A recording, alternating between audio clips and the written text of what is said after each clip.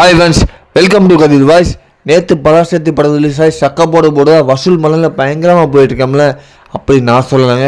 சன்னியூஸ் அந்த படத்துக்கு பவுமன் பண்ணியிருக்கேன். இந்த விவேக் படத்துக்கு சொல்வால யாருமே இல்லை அந்த கடையில் யாருக்கிட்ட டீ ஏற்றுற மாதிரி யாருமே பார்க்காத படத்துக்கு அதுக்கு ஏன் பில்டப்பு.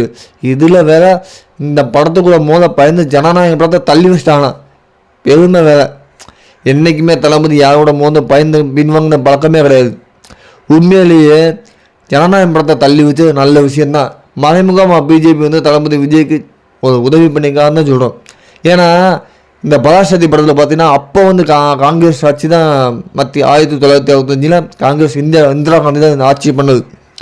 இது எதிர்த்து நிறைய வசனங்கள் பார்த்தீங்கன்னா பராசக்தியில் இடம்பெற்றிருக்கு.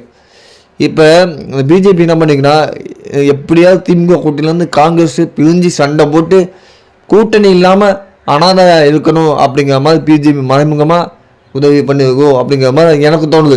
அப்படி தான் அந்த இது. ஏன்னா அந்த படத்தில் பார்த்தீங்கன்னா இந்திய அலைக்கு இந்திரா காந்தி அவமதிக்கிற மாதிரி சீன்லாம் இருக்குது. அது மாதிரி தமிழுக்கு நீங்கள் பண்ண துரோகத்துக்காண்டி ஜென்மத்துக்கு நீங்கள் ஆட்சிக்கே வர முடியாது அப்படிங்கிற டைலாக் இந்த படத்தில் இருக்கான். இதனாலே எப்படியோ 2 பேரும் சண்டை போட்டுக்கணும், கூட்டணி விலகணும் அப்படிங்கிற மாதிரி பிஜேபி மறைமுகமாக உதவி பண்ணுவோம் அப்படின்னு எனக்கு தோணுது. பேச ஆரம்பிக்கிறாங்க. ஏன்னா இப்போ தான் காங்கிரஸ் கட்சியிலேருந்து சில பேர் பார்த்து கண்டனம் தெரிவிக்கிறாங்க.